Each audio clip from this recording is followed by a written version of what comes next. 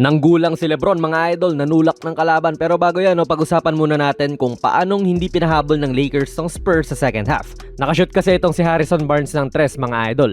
Baba sa 4 po ang lamang ng Lakers matapos nilang lumamang for as high as 13 points sa quarter din po na ito. Third quarter na ito by the way.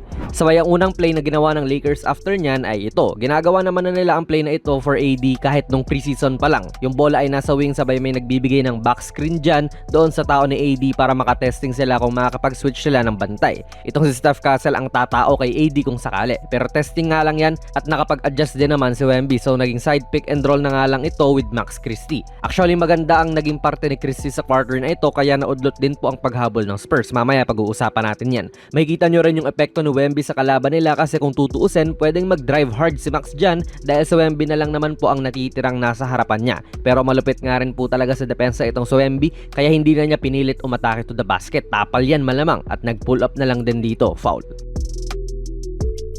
Wala naman din ginawa talaga ang LA dito na maganda. Pakita lang natin yung klase ng depensa nila sa mga oras na ito. Tao pa rin ni AD si Wemby kasi syempre si AD naman talaga ang best matchup mo dyan sa kanya. Pero kung kinakailangan, switch everything ang kanilang depensa. Kita nyong tumapat saglit si Dalton dyan kay Castle pero saglit lang. Then dahil may isa pang screen, si AD naman po ang tumapat kay Castle, leaving Dalton dito sa mas mahabang si Wemby.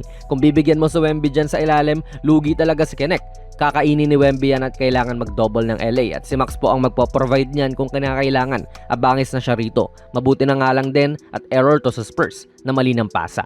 Tapos may action tong Lakers sa kanilang shooter din sa Kinect mga idol. Solid nga rin to kasi ang daming options. Ang una talagang option dyan ay dahil may screen si AD sa kanya, dapat umangat siya rito para sa posibleng tres. Pero pwede niyang basahin ang depensa rin dyan, so bigla ang nag-cut siya.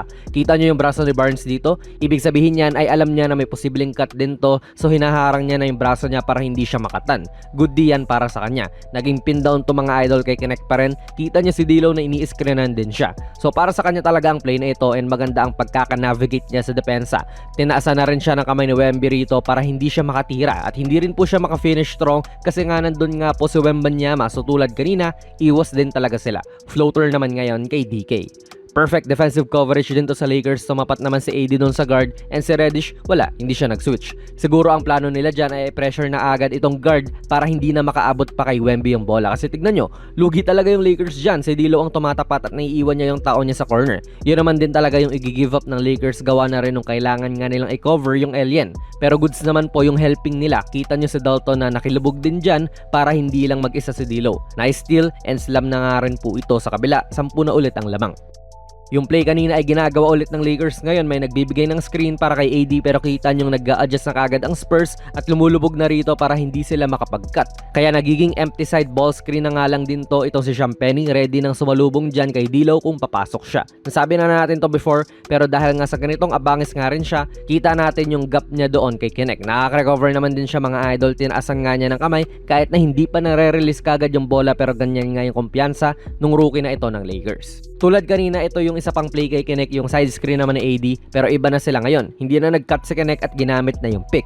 Although naging ball screen na nga lang din to with AD at D'Lo nga mga idol, at dahil wala na si Wemby, nakaka-ataka sila sa loob ng ganyan. Another nice feed din to kay D'Lo mga idol. Siya talaga ang nag-facilitate nung run na ito ng Lakers. Transition pa nga lang din ito at kita nyong walang mga big man pa sa loob, butas pa, at nagkaintindihan si Max at D'Lo dyan.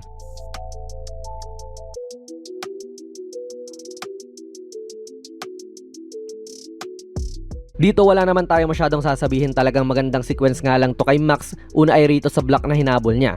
Fast forward din natin sa kabila, hindi pa set din talaga ang depensa ni Trey Jones upang tapatan ng maganda itong si Max. Pareha silang in motion pa, kaya iniwan na nga lang din niya to na parang practice cone. Another strong finish to sa LA, biglang lobo sa 17 ang lamang ng Lakers matapos din ang free throws na ito ni Max. Gawin mo pang 19 points, ang liit masyado ni Vassell para effectively madepensahan niya si Lebron dyan. Good help mula kay Wemby pero ayang nakakapag-layup pa rin si Lebron. Pero nailapit pa rin ng Spurs yan dito sa fourth mga idol. Dito 10 na lang ulit. At medyo nagpabaya si Chris Paul sa depensa niya rito. Tumuro siya kay Wemby na siya na yung dumepensa doon kay Reeves. Siya na nga yung malapit dyan at kakadikit nga lang niya kay Reeves. Ewan ko kung bakit ganyan yung pinagawa ni Chris Paul. Di libre tuloy si AR. Tapos kalabaw mode din po itong si Lebron, rookie guard pa ng Spurs itong tumatapat sa kanya ngayon. Hindi to nagkaroon ng big scoring game mga idol, pero nagka-triple-double naman ulit. Mabuti nga at nakakaganyan siya kahit may Wemby pa Humihelp siya rito pero hindi umaabot. Then dito na yung nanulak si Lebron. Matalinong player din kasi itong si Burns eh. Alam niyang pwedeng ibalik yung bola kay Lebron nung tumatakbo na siya. Kaya ayan na naman siya na hinaharang yung braso para hindi siya mapasahan. Tumulak talaga si Lebron dyan, tapos may momentum pa nga sila parehas papunta sa baseline. And hindi nga naabangan ni Barnes yun. Kaya ang laki rin ng separation nila. After nyan, lobo ulit sa 17 points ang lamang mga idol. Actually, kalat-kalat din talaga ang scoring ng Lakers this game kontra sa Spurs. 7 players po in double digits at malaki nga rin po ang niambag ni D'Lo pati Max Christie off the bench. Kaya imagine nyo na lang mga idol kung consistent yung bench production nitong LA. Maybe top 3 na team na sila sa West ngayon kung ganun. Second to the last po kasi ang Lakers sa bench scoring ngayong season, kaya kailangan talaga nila ng more push pa sa bench para tulungan din ang kanilang mga stars. Nangyari yan this game. Nag-show up sila kung kinakailangan at yan po ang naging resulta kontra pa ito sa isang top 10 defensive team na San Antonio Spurs. Yes po, pang 10 literal ang Spurs kung defensive rating ang pag-uusapan. Kaya hindi rin ito basta mahinang team lang. Ano po masasabi niyo sa video natin ngayon? Ilagay niyo lang po ang inyong mga komento sa ating comment section sa baba. Kung nagustuhan niyo po ang ating video ay pipindot na lang idol ng like button, mag-subscribe ka na rin sa ating channel at ako nga pala si Jonas PB, and as always, hanggang sa muli.